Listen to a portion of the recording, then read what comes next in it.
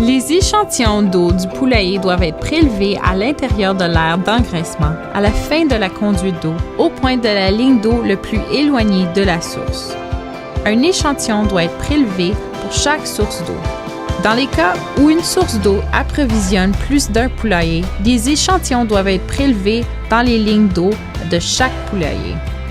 Dans les cas où une source d'eau approvisionne plus d'un poulailler, des échantillons d'eau doivent être prélevés dans les lignes d'eau de chaque poulailler.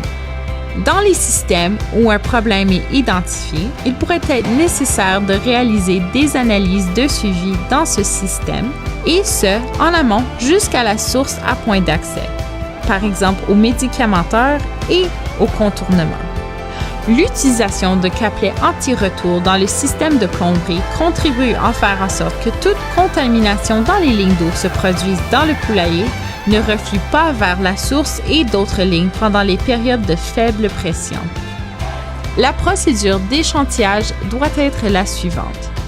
Étiqueter le contenant en plastique, lequel doit être conçu pour les analyses d'eau, en y indiquant l'endroit où l'échantillon a été prélevé, la date et l'heure, et ne pas enlever le couvercle. Nettoyer le rebord extérieur de la sortie de la conduite d'eau à l'aide d'un tampon à alcool. Enlever la tétine ou la sortie de conduite d'eau et laisser l'eau couler dans un seau pendant 10 à 30 secondes. Cela enlèvera l'eau stagnante et les débris qui pourraient contaminer l'échantillon. Avant d'enlever le couvercle du contenant, se désinfecter les mains ou mettre des gants jetables. Ouvrir ensuite le contenant à échantillon et laisser l'eau couler à l'intérieur pour le remplir complètement.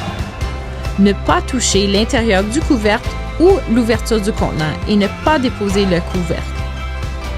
Si cela survient, il faudra trouver un autre contenant et prélever un autre échantillon. Sceller le contenant et le mettre dans une glacière avec un bloc réfrigérant, puis l'envoyer ou bien l'apporter dans un laboratoire reconnu par les autorités provinciales en matière de santé pour l'analyse d'eau.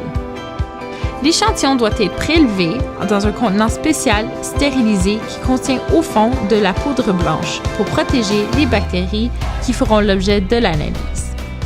Le laboratoire que vous prévoyez utiliser devrait être en mesure de vous fournir tel contenant.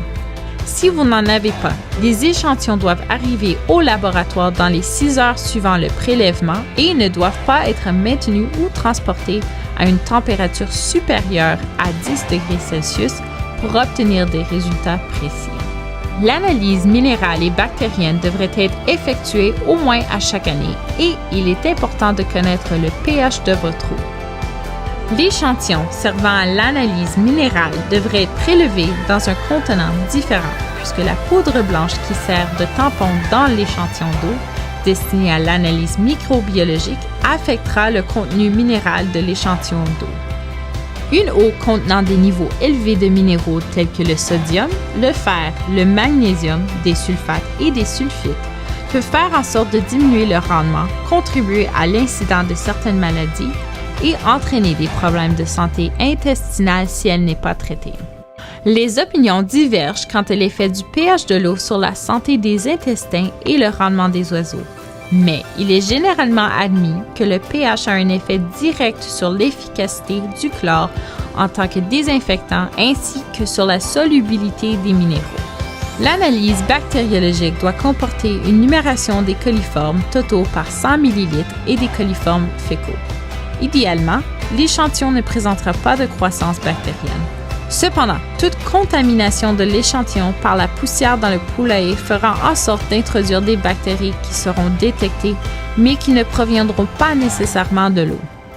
L'objectif est qu'aucun échantillon ne présente une numération totale de plus de 10 coliformes par 100 ml d'eau et qu'aucun organisme coliforme détecté soit des coliformes fécaux. Il faut demander des analyses additionnelles visant à détecter la présence de Pseudomonas et de Salmonella, mais les lignes d'eau devraient être exemptes de ces organismes. Si vos résultats sont supérieurs au niveau acceptable, vous pourriez envisager de procéder à un prélèvement à l'aide d'un écouvillon afin de faire croître et analyser tout biofilm qui serait développé dans la ligne. Connaître les organismes prédominants dans les biofilms et les désinfectants auxquels ils sont sensibles peut vous aider à les éliminer de votre système. Même si les analyses ne doivent pas être réalisées qu'une fois par année, le désinfectage devrait faire partie des pratiques courantes s'inscrivant dans un plan global de gestion d'eau. De plus, une attention particulière devrait être accordée à toutes les sources d'eau libre puisqu'elles constituent un risque élevé de transfert de pathogènes des animaux et oiseaux sauvages à vos troupeaux. Ces sources doivent être nettoyées régulièrement et l'eau doit idéalement être désinfectée à l'aide de chlore à 2 à 4 ppm.